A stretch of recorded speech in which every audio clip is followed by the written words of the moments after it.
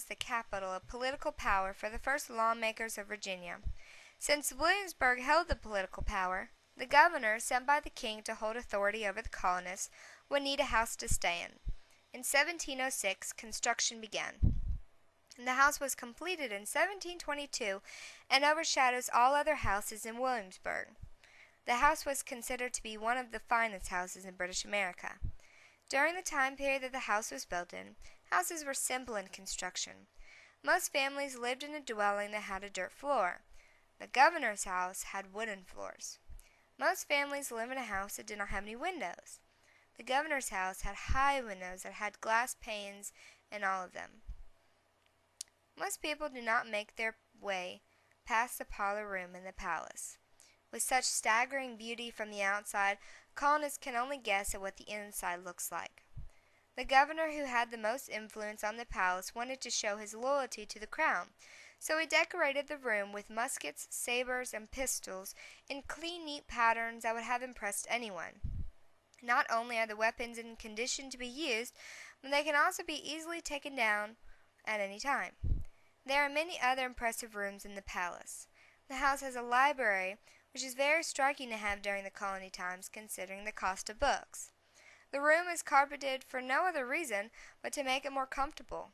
The leather wallpaper has been pressed to have a beautiful pattern on the walls upstairs. The furniture is covered in red and white checkered fabric because underneath one would find silk upholstery. Not only is the house covered with silk, but also a kite sits next to a chair upstairs. There is also a ballroom and dining room added by one of the governors so that he could hold more parties for his guests. He had a powder room close by so his visitors could repowder their wig whenever they needed to. There was a room to accommodate some visitors and also a building for washing rooms that is the size of a common house. The governor had his own houses for salting and smoking his meat for the festivities. Let's see what someone from Lord Dunmore's time period would have said about the palace. It's hard not to notice this huge house. It's owned by Lord Dunmore.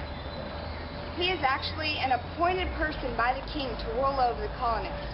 It gets bigger and better every governor who moves in here. The last governor who's here, Governor Dinswick, he added this huge ballroom where 30 couples can all dance on this nice floor with these high windows. And who's it paid for? It's paid for by the colonists, by all these taxes that we're going through, the Stamp Act. And I can't even afford to give my family a good meal, and he can afford to live in this amazing palace. But let me tell you, things are starting to change. There's meetings behind closed doors, and I'm telling you, England, get ready, because the revolution is coming. The last royal governor that would live in the palace would be Lord Dunmore, who fled right before the War of Independence began. During the war, the palace was big enough to be converted to a hospital. In the gardens of the palace lay the bodies of the soldiers who fought for America's independence. The palace caught fire and was burned to the ground in 1781. The palace has been rebuilt and is on display in Colonial Williamsburg.